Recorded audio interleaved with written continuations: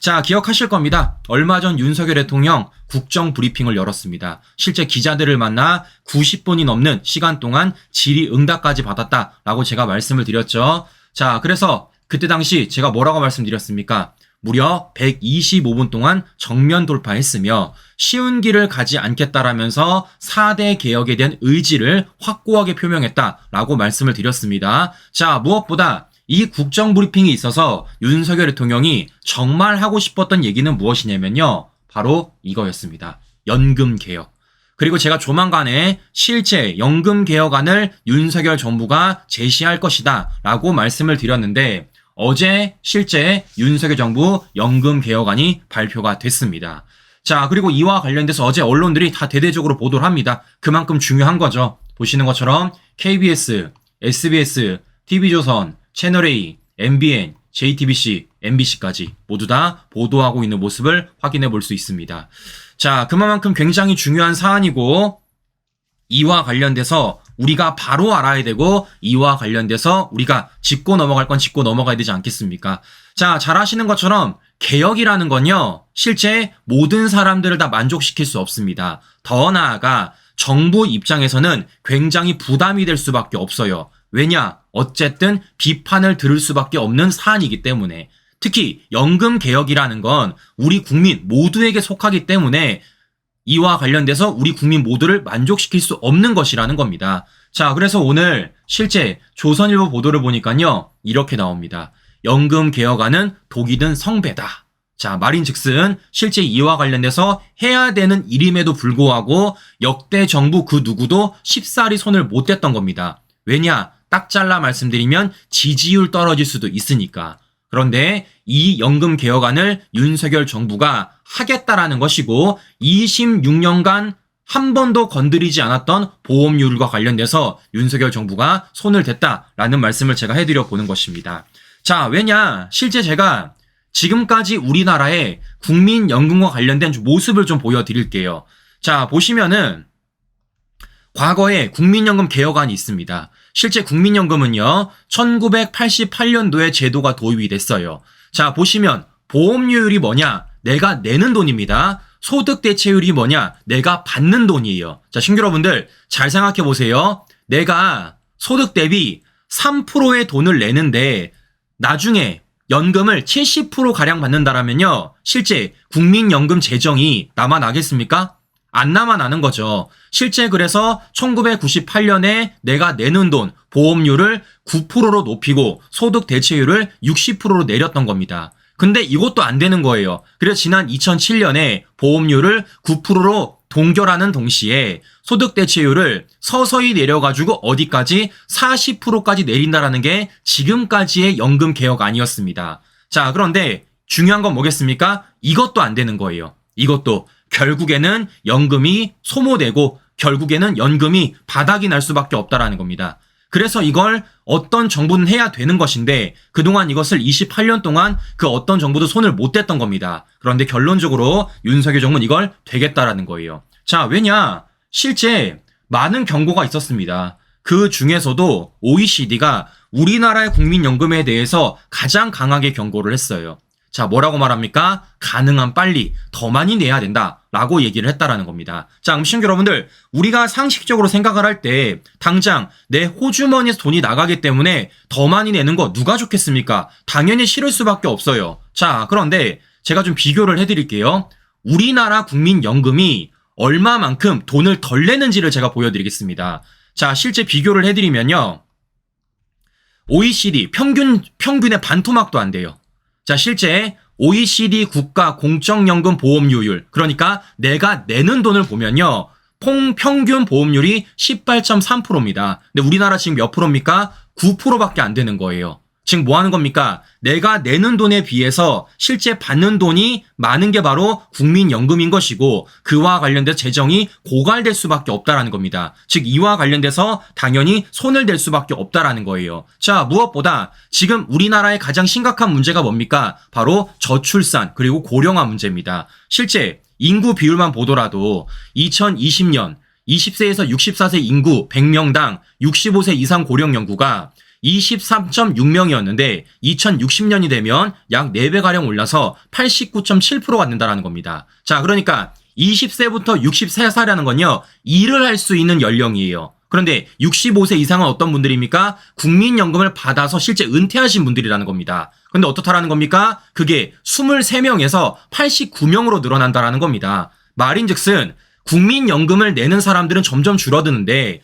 국민연금을 받는 사람 늘어나고 있다라는 거예요. 이렇기 때문에 이와 관련돼서 당연히 개정을 해야 되는 것이고 이와 관련돼서 당연히 손을 댈 수밖에 없다라는 말씀을 해드려 보는 겁니다. 그래서 윤석열 정부가 어제 국민연금 개혁안을 내놨다고요. 그러면 어디에 방점을 찍고 있느냐? 자, 크게 세 가지의 방점을 찍고 있습니다.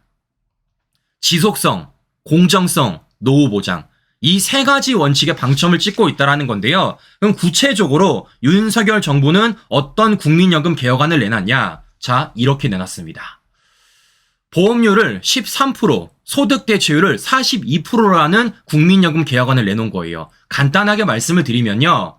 내가 내는 돈을 9%에서 13%로 늘렸고요. 내가 받는 돈을 40%에서 42%로 늘린 겁니다. 이게 바로 윤석열 정부의 국민연금 개혁안이라는 거예요. 자, 중요한 건 이런 겁니다. 어쨌든 내 호주머니에서 돈이 더 나가는 것 아니겠습니까? 9%에서 13%로 올렸기 때문에. 그런데 이 과정 속에서도 차등을 뒀습니다. 어떻게 차등을 뒀느냐?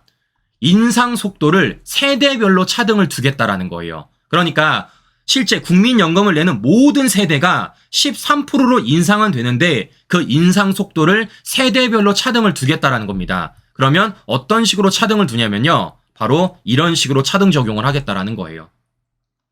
실제 13% 인상까지 50대는 4년, 40대는 8년, 30대는 12년, 20대는 16년에 걸쳐서 13% 인상까지 한다라는 겁니다. 그래서 인상 속도가 50대는 1.0%, 20대는 0.25% 이런 식으로 차등 적용을 하겠다라는 거예요.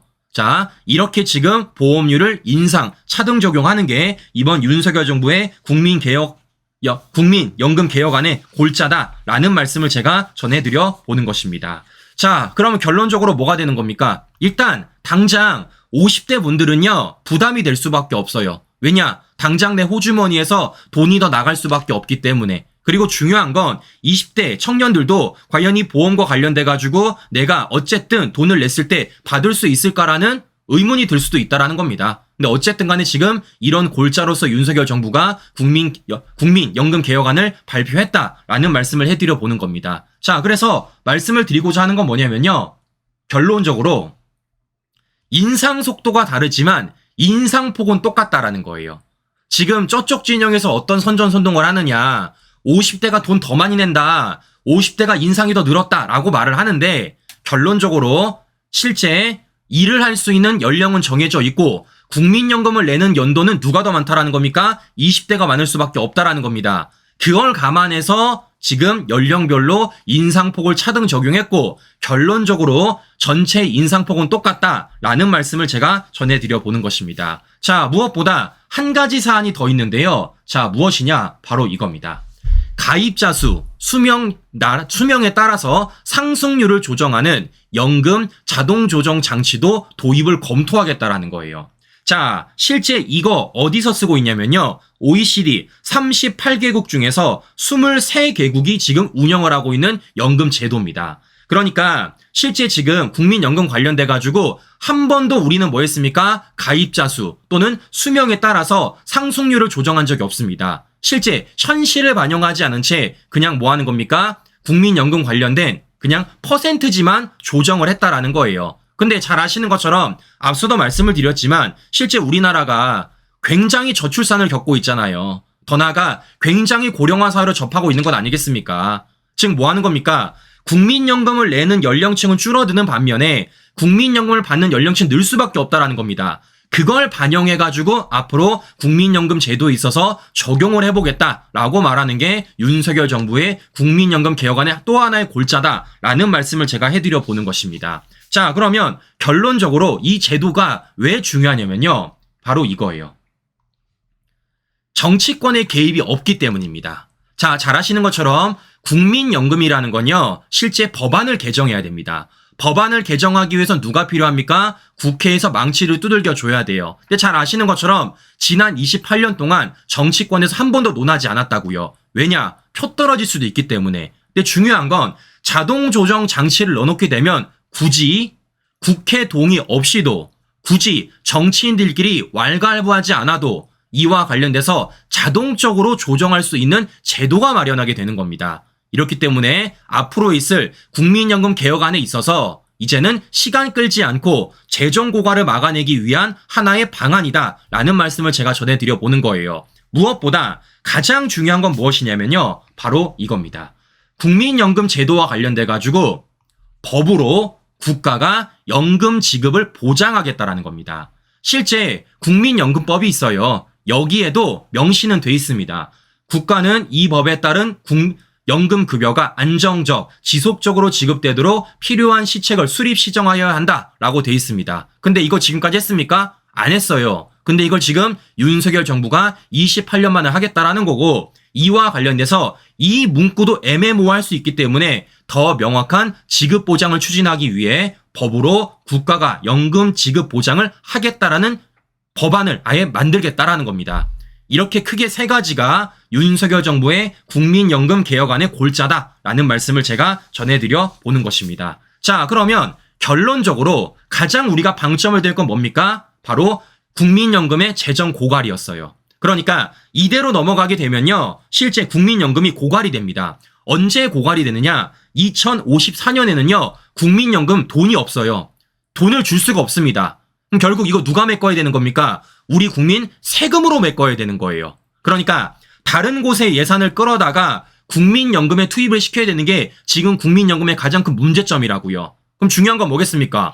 써야 될 곳에 돈을 쓰지 못하고 국민연금의 모든 세금들을 꼬라박을 수밖에 없는 그런 상황이 지금 벌어지고 있다는 겁니다. 그래서 이걸 막아내기 위해서 윤석열 정부가 이러한 국민연금 개혁안을 내놓은 건데, 결론적으로 윤석열 정부가 내놓은 개혁안으로서 국민연금 제도가 시행이 되면은 이 연금 고갈이 몇 년이 늦춰지느냐?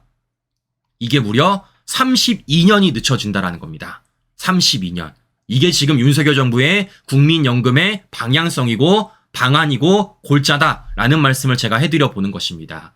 자, 그래서 제가 쭉 설명을 드렸어요. 지금도 채팅창을 보시면 아시겠지만요, 이와 관련돼서 찬성하시는 분도 계시고 반대하시는 분도 계실 겁니다. 너무나도 당연해요. 실제 그리고 지금 국민연금을 안 내신 분도 계실 거다라는 생각은 저는 들고 있습니다. 그렇기 때문에 이와 관련돼서 우리 모든 국민들이 하나 되어가지고 토론을 해야 되는 것이고, 그와 관련돼서 제대로 된 타협점, 제대로 된 기준점을 마련하는 게 저는 중요하지 않을까라고 말씀을 드려보는 건데요. 자, 그럼 중요한 건 이런 겁니다. 어쨌든 윤석열 정부는 총대 맸어요.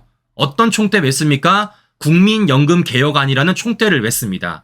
역대 그 어떤 정부도 그 어떤 정치인도 손대지 않았던 것과 관련돼서 낸 거예요. 뭐를 위해? 미래 세대를 위해서. 그리고 우리나라의 미래를 위해서. 자, 그러면 이를 이제는 정부가 안을 냈기 때문에 어디서 망치를 두들겨야 되는 겁니까? 예산과 관련된 집행을 하는, 예산에 대해서 심의를 하는 국회에서 망치를 두들겨야 된다는 겁니다. 그래서 어떻습니까? 실제 어제 윤석열 정부가 국민연금안을 발표했기 때문에 이제는 국회에서 논의를 해야 된다는 겁니다. 그럼 이와 관련된 중요한 건 거대 의석을 차지하고 있는 민주당이 어떤 입장인지를 우리가 알아야 되겠죠. 왜냐? 민주당이 반대하면 이거 안 되기 때문입니다. 뭐 예상하시겠지만요, 일단 민주당은요 덮어놓고 비판을 하고 있습니다. 자, 연금개혁 정부안 조삼모사다. 국민이 납득하겠나? 라고 말하고 있다는 겁니다. 그러면서 지금 이들이 뭐라고 하고 있냐? 실제 윤석열 정부가 내놓은 국민연금안에 골자인 크게 두 가지. 세대 간 차등 인상, 자동 조정 모두 다 반대하고 있다는 겁니다. 그러니까 그냥 윤석열 정부가 내놓은 국민연금 개혁안을 다 반대한다, 쌍그리 반대한다 라는 말씀을 제가 전해드려 보는 것이에요. 근데 저는요 항상 민주당한테 말하는 게 무엇이냐면요, 좋아요, 반대할 수도 있고 당신들이 반대하는 거 예측 가능합니다. 중요한 건 뭐냐면 반대를 하더라도 방안을 제시하고 대안을 제시하고 반대를 해야 될 것 아니겠습니까? 자, 왜겠습니까? 윤석열 정부는요 기다렸어요. 뭘 기다렸습니까? 국회에서 국민연금안을 내놓기로.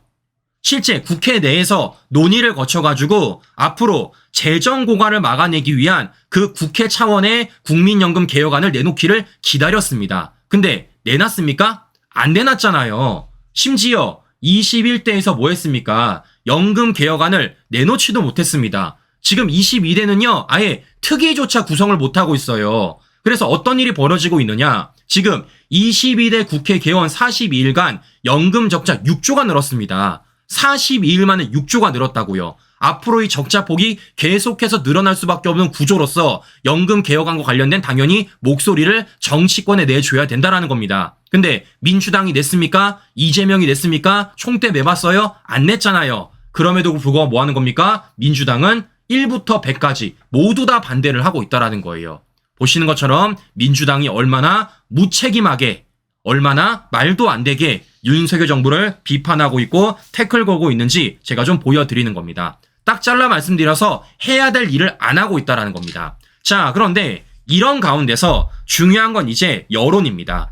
과연 언론들이 어제 윤석열 정부 연금 개혁안과 관련돼서는 어떻게 보도를 하는지 우리가 좀 봐야 될 것 아니겠습니까? 자, 일단은 전 언론사가 윤석열 정부 연금 개혁안에 대해서 굉장히 긍정적으로 평가를 하고 있다라는 거예요. 말인즉슨 연금 개혁은 반드시 해야 된다라는 공감대를 이루고 있다라는 겁니다. 자, 쭉 보여드릴게요. 자, 보시면 조선일보도 이렇게 쓰고 있습니다. 정부 야당 연금 개혁안 큰 차이 없어 개혁 골든타임을 내처리를. 자, 중앙일보 미래 세대 위한 연금 개혁 더 이상 늦출 수 없다. 한국일보 세대별 연금 보험료 차등 방안 장년층 설득한 대책을. 국민일보 연금 개혁 정부안 확정 갈등 이견 해소할 지혜 모아야. 서울신문 국민연금 개혁 설득과 타협 속도 내야. 세계일보 세대별 차등 인상 정부 연금안 이제 국회가 합의안 내놔야. 자, 심지어 한겨레까지도 이렇게 쓰고 있습니다. 연금 개혁 서두르되 세대 차등 자동 조정은 신중해야. 자, 그러니까 지금 어떻습니까? 대부분의 조간 신문들이 연금 개혁안과 관련돼 가지고 해야 되는 일이다 라는 것이고, 실제 이와 관련돼서 논의를 해야 된다라고 지금 워딩을 쓰고 있다라는 겁니다. 그런데 딱 두 군데만 달라요. 어디가 다르냐? 경향신문과 동아일보만 다르다라는 겁니다. 자, 실제 경향신문은요, 어떻게 쓰고 있냐면요, 이렇게 쓰고 있습니다.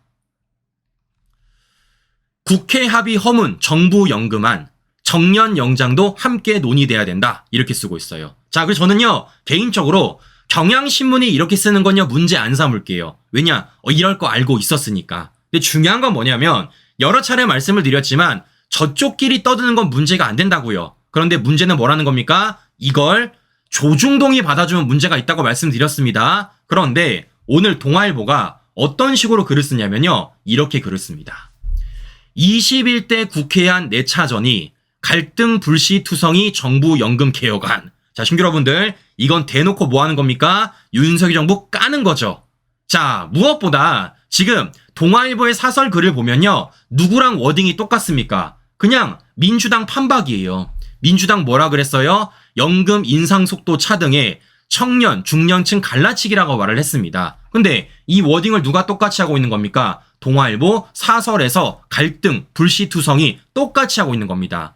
민주당도 윤석열 정부를 향해서 화살을 돌리는데 동아일보도 누구를 향해서 윤석열 정부를 향해서 화살을 돌리고 있다는 겁니다. 자, 그런데 저는 웃긴 게 뭐냐면요, 동아일보의 사설글이 중요한 건 사실관계를 왜곡하고 있다는 거예요. 무슨 얘기냐?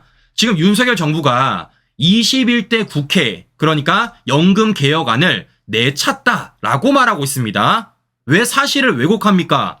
21대 국회에서 윤석열 정부가 내치운 게 아니고요, 지들끼리 합의를 못했습니다. 지들끼리 여야가 합의를 못했다고요. 연금 개혁안을 여야 합의로 내놓지 못했다고요. 근데 언제 윤석열 정부가 이걸 내쳤습니까? 사실관계는 왜곡하지 말아야죠. 네? 심지어 지금 국회 어떤 상황입니까? 22대 국회 연금개혁 특위 구성부터 안 되고 있어요. 논의조차 안 되고 있다는 겁니다.